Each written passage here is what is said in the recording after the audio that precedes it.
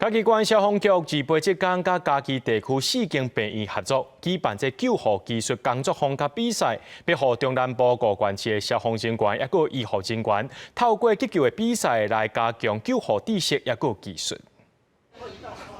救护人员伫正下，搁看不清楚的空间内底模拟地震的时阵，伫放落来建筑物内底救人的状况。嘉义县消防局28日港举办救护工作坊的演习甲比赛。 要加强救护人员的技术。建筑物倒塌之后啊，那有些粉尘，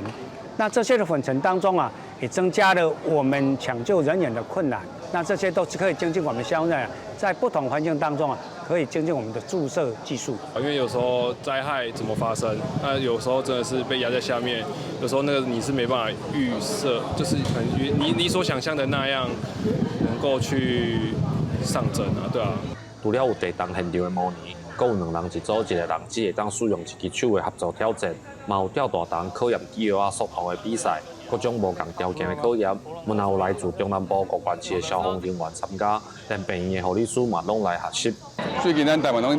种这个 IV 的注射的迄个提升力吼，我台湾市嘛真重视啊，所以哦，今年有率队哦来参加这个比赛哦。病院是伊已经送来是一个做安全的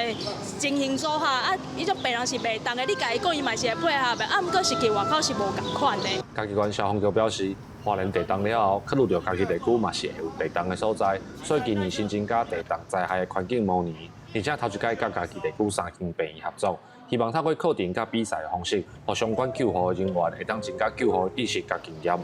记者林慧婷，嘉义报道。